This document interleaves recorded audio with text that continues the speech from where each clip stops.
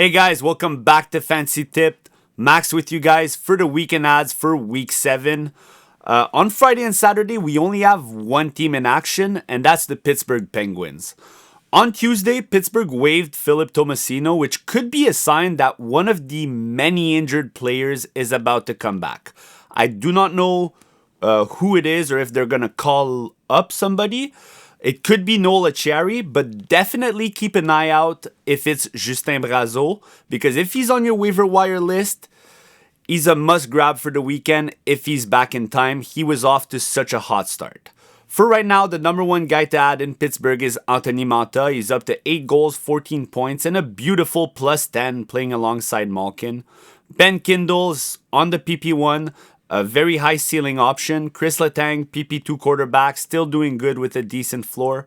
Kevin Hayes was on line 2 last game as well as PP2. Tommy Novak is another PP2 option. Parker Wotherspoon has 8 points plus 7, 18 shots and 29 hits. 28 blocks, he's breaking out. Very good floor. And finally, Connor Dewar doesn't get power play time but has been playing as the line 1 winger with Sidney Crosby and Brian Rust. Let's take a look at Friday and Sunday. We have Boston, Buffalo, Carolina, Chicago, Minnesota, and Winnipeg. None of the teams have a distinct schedule advantage in terms of matchups, but the Sabres and Winnipeg play both of their games at home. I have to go with Svechnikov as a top option for a second week in a row. Top line, top power play. Burakovsky is 76th in the NHL for points with 15 and 17. He's glued to Connor Bedard on the top line, top power play. He has 11 points in the last 9 games. Pavel Zacha is on his way to a career year, top power play where 9 of his 16 points came from. Cole Perfetti, line 2, top power play in Winnipeg.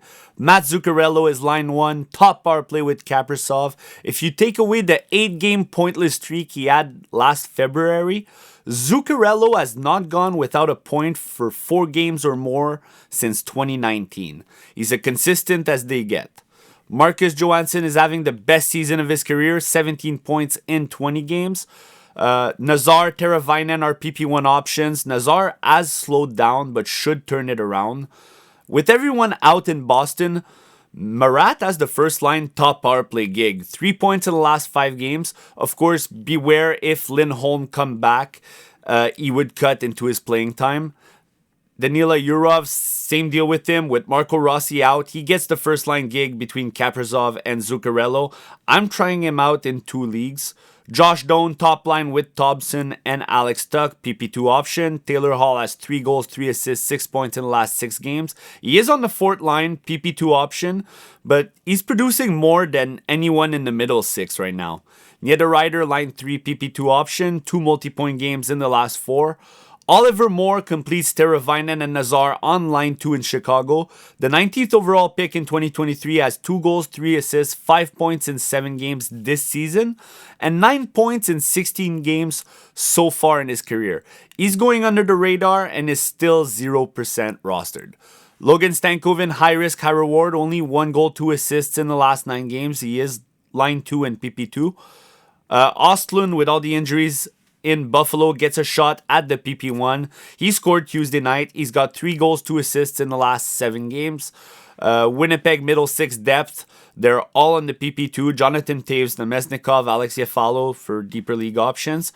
Jackson Blake, 1 goal, 3 assists, 4 points in the last 7 games. Line 2 PP2. Lowry and Kastelik are line 3. No power play time, but they do have amazing floors on their respective teams. Isaac Rosen has 2 goals, 2 assists, 4 points in the last 4 games, and he is on the PP1 at the moment. Jack Quinn, high risk, high reward, PP1 option. For Saturday and Sunday, we have the Calgary Flame, who probably have the toughest schedule against Dallas Saturday and a relaxed Vancouver Canucks team on Sunday who had 3 days off. We also have Colorado, the Islanders, who are facing St. Louis and Seattle, who are both 70.8 and 71.2% when shorthanded. That's good for 29th and 30th in the NHL, the San Jose Sharks and the Seattle Kraken. At number 1, Will Smith, elite talent, top line, top power play. We also have Brock Nelson. Colorado, with one loss in regulation through 19 games, are on the road in Nashville and Chicago. I expect the Avs to score some goals this weekend. Nelson has 4 points in the last 3 games, and he should keep going. Line 2, PP2 option. As previously mentioned, the Islanders, who rank 12th in the league for goals per game, are hosting bottom-feeding penalty kills. I expect the PP1 to strike at least once, so Cal Palmieri and Jonathan Drouin could be in for massive performances, if logic respects itself. William Eklund, 9 shots, 6 hits, 3 blocks, 2 assists in 4 games since being back. Amazing floor, PP1 option. I like New York a lot at home. Heineman is going to bring the hits and peripherals. If he can get on the scoreboard, he becomes a phenomenal stream. Victor Olofsson is still PP1 with McKinnon and Makar. He has a high risk, high reward. He is an elite shooter. And if you've been watching me for a few years, Tol Venen is my favorite streamer. 3 goals, 7 assists, 10 points in the last 10 games, 18 shots, 20 hits, 5 power play points. 8% rostered is just disrespectful for the production that he's been dishing out. Ross Colton has 5 points in the last 6 games. And we have a couple of Seattle PP1 options, Eberle, Beniers. Honestly, the Kraken players are available in most leagues, so if you got room and you're looking for a bang, Eberle and Beniers have 6 and 7 points in the last 8 games. Gavin Brindley is thriving since he's been put on line 2 with Colton and Nelson. 3 goals, 2 assists in the last 5 games. Chandler Stevenson, PP1 option in Seattle. 12 points so far, elite faceoff. Jaden Schwartz, Marchment. Listen, Jaden Schwartz is the top point producer on Seattle, but he's been retrograded to line 2 and PP2. Marchment is PP2, line 1. Jonathan Huberdeau has a high ceiling, but you cannot stream confidently. Matt Coronado has elite shot volume in November. He's finding his game slowly. He's up to 3 goals, 1 assist in the last 4 games. Wenberg and Kurashev are top 6 options. Kurashev is top line with Mac, PP2. Wenberg is line 2, PP1 center.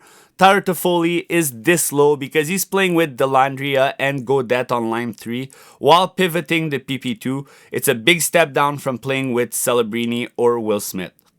Couple of Islanders option. Andersley is line 2, PP2. Jean-Gabriel Pajot is a Swiss knife option. Blake Coleman has 7 goals this season. That's 15.6% of all Calgary Flames goals, and somehow he still isn't on any power play. Morgan Frost is PP1. And finally, Gabriel Landeskog has 2 goals in the last 3 games with very good peripherals. Now on to defensemen.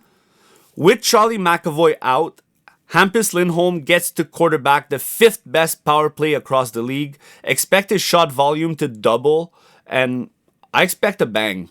Neil Pionk, amazing floor, PP2 option. Dmitry Orlov took back the PP1 because John Klingberg was benched on Tuesday. It'll be very interesting to see what happens over the next few days. If Orlov still sits PP1 come weekend, he's a must start. The Wild are playing musical chair with the PP1 spot. Right now on Daily Faceoff, it's Brock Faber. Tonight it could be Ziv Bouillon, and this weekend it could be Jared Spurgeon. With that being said, Faber has better peripherals than the other two.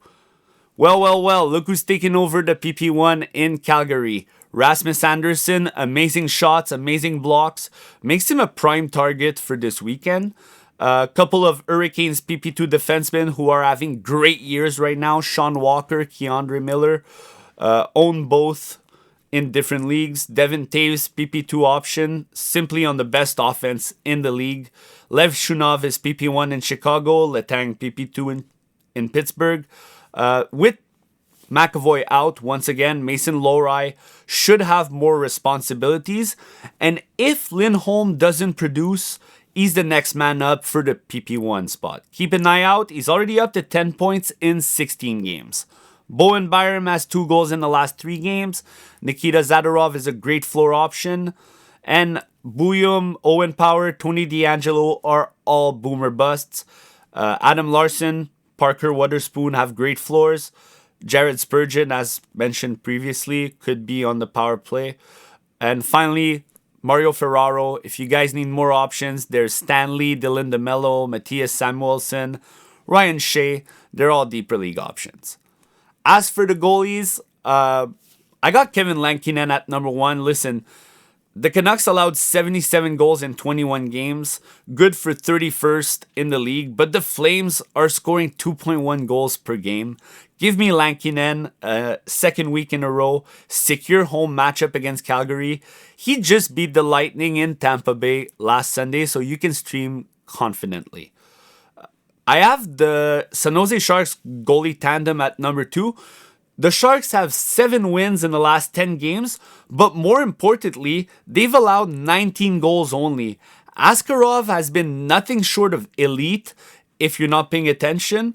So I'm going to lock in the Sharks goalies on Sunday if any of them are available. Freddie Anderson has been so-so, but Carolina is miles better than Buffalo right now. And as said previously, I think New York are in line for a good weekend. Give me some David Riddish against Seattle. It will be the Kraken's 4th road game in a row and 3rd game in 4 nights in the travels. Devin Cooley could be in line against the Canucks. I don't expect the Flames to win, but this could be a close, low-scoring game. And good luck trying to figure out who will start for Buffalo as they are rotating 3 goalies in Ellis 6K. And the matchup is not prime. I mean, anytime you want to play the second best offense in the NHL is always very risky. And finally, Jesper Wallstedt, one of the hottest goalies right now, if not the hottest. But I cannot recommend him in Winnipeg as it's a brutal matchup. Another option would be Philip Grubauer, but like I said before, Seattle will be tired and will be the 4th road game in a row. Now let's take a look at the categories. For shots, I have Coronado, Cal Palmieri, Jake DeBrusk, Sveshnikov, Josh Doan, Eberle, Eklund, Lee, Olofsson, Blake Coleman. For blocks, we have Dylan Sandberg, who just came back and has phenomenal peripherals. I invite you to take a look at him. Adam Larson, Mario Ferraro, Matthias Samuelsson, Andrew Peak, and Connor Clifton. Speaking of Clifton, he's number 1 on the hit board. Trenin, Colton Dack, Foligno, Lomberg, Jeff Yell, Heineman, Steves, Beck Melenstein, and Nikita Zadorov at 3.4. For faceoffs, we have Jordan Stahl, Stevenson, Jean-Gabriel Pajot, Taves, Brock Nelson, Mikael Backlund, Morgan Frost, Jack Drury, Wenberg, and Ryan McLeod. And that's it for today, guys. Thank you for watching all the way through. If you like the content, click the like button, subscribe to our channel. I wish you guys good luck this weekend, and I will see you guys next week.